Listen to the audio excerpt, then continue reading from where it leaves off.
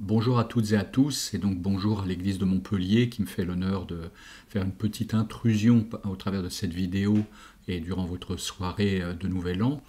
Et donc nous allons passer d'une année à l'autre, de l'année 2020 à 2021. Et comme chaque année, mais je dirais que ça pourrait être chaque jour de notre existence, mais en tous les cas, en ces fins d'année et début d'année nouvelle, très souvent, on se pose des questions et on se dit quelles devraient être mes priorités, que ce soit au niveau de ma vie personnelle, des choses matérielles et logistiques, mais aussi évidemment spirituellement, quelle est la volonté du Seigneur et comment mieux le servir, comment mieux le connaître, comment mieux avancer dans l'existence. Et j'aimerais ce soir vous communiquer une pensée et un encouragement. Et cet encouragement consiste à dire approchez-vous. Nous voyons dans les Écritures que très souvent l'Éternel nous encourage à nous approcher de lui, à venir vers lui. Dernièrement, pour ceux qui ont peut-être écouté cette série, j'ai parlé de la construction du temple et du fait que nous étions des pierres vivantes nous-mêmes, alors que l'édification du corps de Christ est en train de se faire et que le temple spirituel est en train d'être bâti. Et en tant que pierre vivante, l'apôtre Pierre nous dit dans sa première épître au chapitre 2, versets 4 et 5, « Approchez-vous de lui, donc de Dieu, pierre vivante, rejetée par les hommes, mais choisie et précieuse devant Dieu. » S'il y a une nouvelle année pour nous, ça signifie que Dieu nous a choisis pour cette nouvelle année. Il a décidé que nous devions faire partie de l'histoire de l'année 2021 et donc nous pouvons tracer un sillon durant cette année. Et pour cela, il nous faut nous approcher de Dieu. Et d'ailleurs, on voit, c'est pas le sujet principal là, mais dans la suite, là au verset 5, il dit « Et vous-même, comme des pierres vivantes, édifiez-vous pour former une maison spirituelle. » Donc on voit en plus que s'approcher de Dieu sous-entend aussi qu'on doit s'approcher du corps de Christ et qu'il y a là une cohérence à avoir. Mais restons sur cette idée de s'approcher de Dieu et on doit reconnaître très souvent que la race humaine, et nous en particulier, nous, les individus que nous sommes devant Dieu, on a des fois du mal à nous approcher de Dieu. Et une des raisons pour lesquelles on a du mal à s'approcher de Dieu, c'est qu'on n'a pas de définition claire sur la volonté de Dieu, sur ce que nous voulons aussi, ou alors des fois nous luttons contre ce que nous savons être la vérité, et ce qui fait que ça embrouille nos idées, on est souvent confus.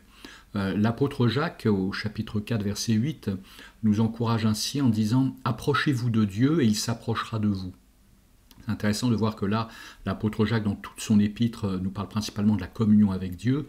Il nous parle par exemple des œuvres qui manifestent notre union avec Christ. Et donc là, les œuvres ne sont pas là pour nous justifier devant Dieu et pour être sauvés, mais elles sont là pour justifier d'une vie chrétienne cohérente en réalité. Et c'est pour ça que l'apôtre dit « Si tu as la foi, montre-moi les œuvres ». Et donc, que ça soit à nos yeux, mais aussi devant le corps de Christ, devant les autres, l'expression de notre foi va se manifester par des œuvres bonnes. Et l'auteur donc nous encourage à nous approcher de Dieu et d'avoir cette intimité avec Dieu qui va en résulter, parce que Dieu va s'approcher de nous.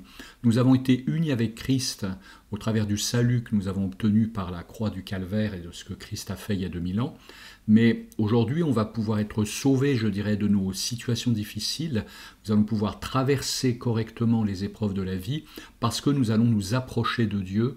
Et donc cette union et communion avec Dieu va engendrer une force spirituelle. Et donc Dieu va s'approcher de nous, il va se passer quelque chose.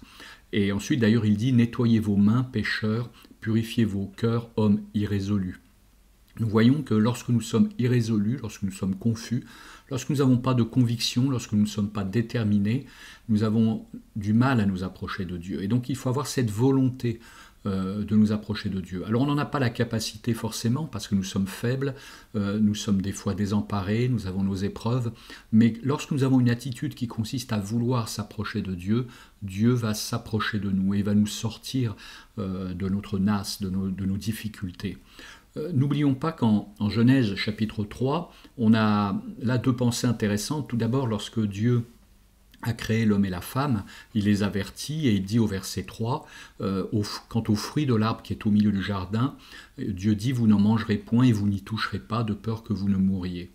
Et donc là, l'idée, avant même d'en manger, c'est que Dieu dit il ne faut pas y toucher.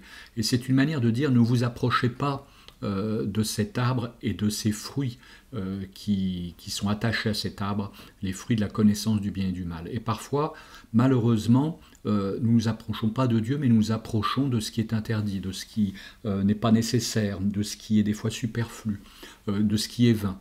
Et évitons, bien entendu, de nous approcher de ces choses-là. Et plus encore, évitons évidemment d'en manger. Donc, alors que l'année nouvelle s'approche, il est bon de se dire que je veux éviter de m'approcher des choses qui ne sont pas nécessaires pour ma vie spirituelle et pour mon bien-être et aussi pour l'avancement du royaume de Dieu. Et en revanche, je vais tout faire pour m'approcher de la volonté de Dieu. Et lorsqu'on s'approche de ce qui est interdit, de ce que Dieu ne veut pas, que nous y touchons et que nous en mangeons, il en résulte ensuite une peur de Dieu, une crainte qui fait que nous nous éloignons.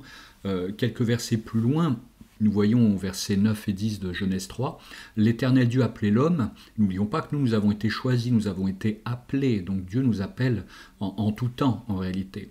Et là il est dit l'Éternel Dieu appela l'homme et lui dit « Où es-tu » Et pour cette nouvelle année, Dieu nous demande, et nous pose cette question, où sommes-nous? Où en sommes-nous avec lui? Et là, Adam répond, j'ai entendu la voix dans le jardin et j'ai eu peur parce que je suis nu et je me suis caché. Donc nous voyons que lorsque nous nous approchons de ce que Dieu ne veut pas, nous nous éloignons de lui et même nous avons peur de lui. Bien entendu et heureusement, Dieu, lui, va tout faire pour tendre la main. Il va nous poser cette question, où sommes-nous? Et la meilleure façon de nous approcher de Dieu, d'avoir des convictions, de ne pas être irrésolu, c'est de nous approcher de sa personne, de nous approcher de son caractère, de son plan, de ce qu'il veut pour notre vie. Et bien évidemment, alors que nous vivons parfois dans la culpabilité parce que nous sommes approchés de choses que nous n'aurions pas dû accepter dans notre vie, il est important d'avoir en tête que lorsque nous approchons de Dieu, nous approchons d'un Rédempteur, nous approchons de quelqu'un qui nous aime, bien entendu, mais aussi qui nous a rachetés de nos péchés, qui nous pardonne, qui a intercédé pour nous alors que nous nous éloignions de lui. Et donc, nous avons un ami devant nous. Et c'est à cela qu'il faut penser lorsque nous sommes invités et encouragés à nous approcher de Dieu pour cette nouvelle année. Et pour cela, j'aimerais utiliser cette image très belle, à mon sens, que nous trouvons dans Genèse au chapitre 45. Vous savez, c'est cet épisode où les frères de Joseph, alors que des années auparavant, ils ont vendu leurs frères, ils ont vendu Joseph, et Joseph s'est retrouvé en Égypte. Une famine arrive, les frères arrivent en Égypte, et là, Joseph, à un moment donné, il ne tient plus et il révèle sa personne, qui il est.